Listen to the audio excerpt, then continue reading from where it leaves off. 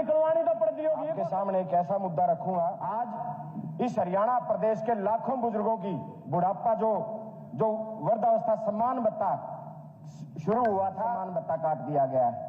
और हैरानी की बात यह है कि एक फैमिली आईडी को आधार बना के उनका सम्मान भत्ता काटा जा रहा है। अध्यक्ष महोदय, इस सरकार से पूछना चाहता हूं, क्या किसी अमीर घर में किसी बुजुर्ग की उपेक्षा नहीं हो सकती?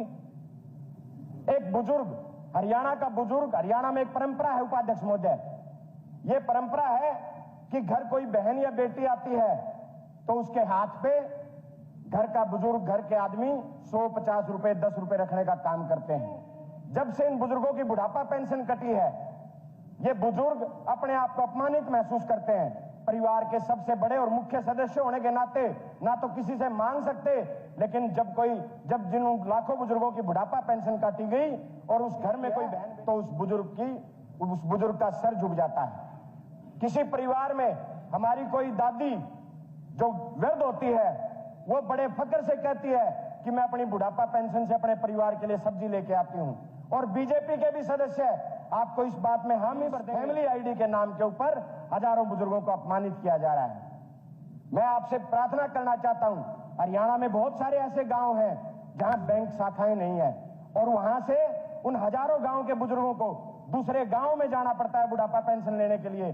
सुबह, उपाध्यक्ष महोदय, सुबह से वो लाइन में लगते हैं और शाम तक लाइन में लगे रहते हैं अपनी बुढ़ापा पेंशन लेने के लिए।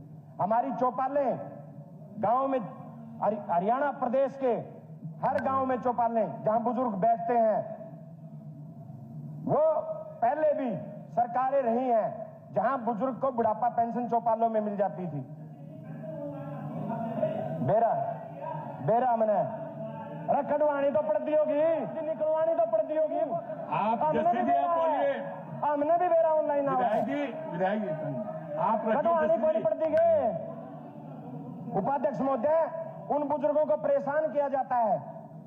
मैं आपसे, ये मेरा टाइम खराब कर रहे हैं जी मंत्री जी, इनसे प्रार्थना है जी, मेरे बोलने पाछे बोल लियो जी। हाँ ठीक है जी, बोलो। पेंशन डिपार्टमेंट की मैं बात एक बता दूं, मेरे भाई के पास जानकारियां तो पूरी नहीं है, पूरी है तो आप एक आदमी का भी यदि बताओगे, आपके डॉक्यूमेंट पूरे करवा के मेरा डिपार्टमेंट उसकी चालू करवाएगा। मैं हवाला कर रहा हूं आपसे,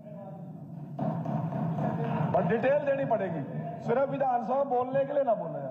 हाँ बैठो जी, मैं बोल देता हूं। उपाध्यक्ष महोदय, अगर हरियाणा प्रदेश के लाखों बुजुर्गों की बुढ़ापा पेंशन फैमिली आईडी के नाम पे ना काटी गई होगी तो मैं इस सदन से चला जाऊंगा, नहीं तो मंत्री जी चले जाएंगे। और मैं वायदा करता हूं, मंत्री जी जाओ ना, मंत्री जी भागो मत, आइए सीट पे और मेरी बात पूरी सुन के जाइए। मैं आपको लाखों बुजुर्गों का उदाहरण देके बताऊंगा और मैं वायदा करता हूं उपाध्यक्ष महोदय, अगर लाखों बुजुर्गों की बुढ़ापा पेंशन इस फैमिली आईडी के नाम पे ना काटी गई हो तो ये सम्मान मिलता है। नहीं, तब ये सम्मान मिलता है। एक मिनट जैसे भी आपने इनका नाम नहीं, सुनो, हमारा छोटा भाई है, कोई बात नहीं, पर मैं एक बात कहना चाहता हूं, ना तो न जाने की जरूरत, ना मर जाने की जरूरत, तो कागज लगा दे तेरे पूरी कर देंगे हम यार। तो बड़ी मुश्किल में तो रखड़े उड़े खागा तो फैमिली आईडी का बहाना बनाया जा रहा है मंत्री जी, फैमिली आईडी का बहाना बनाया जा रहा है। 7 तारीख से सर सदन चल रहा है, डेली राम रमैया और रोज मिल रहे हैं, एक दिन भी से क्या बोलने के लिए क्यों बोल रहे यार? तो वैसे भी दिखा सकते हैं, जैसे भी आप शुरू कीजिए। येरी जी, लो मंत्री जी, येरी आप जो भी हो मंत्री जी को दे दीजिएगा। उपाध्यक्ष महोदय, मैं मांग करता हूं सरकार से, माननीय मंत्री जी से मांग करता हूं कि इस वृद्धावस्था सम्मान भत्ते को इस फैमिली आईडी में उलझा के उनकी तनख्वाह ना काटी जाए। जो भी व्यक्ति हरियाणा प्रदेश में 60 साल का हो जाए उसको यह सम्मान भत्ता मिलना चाहिए।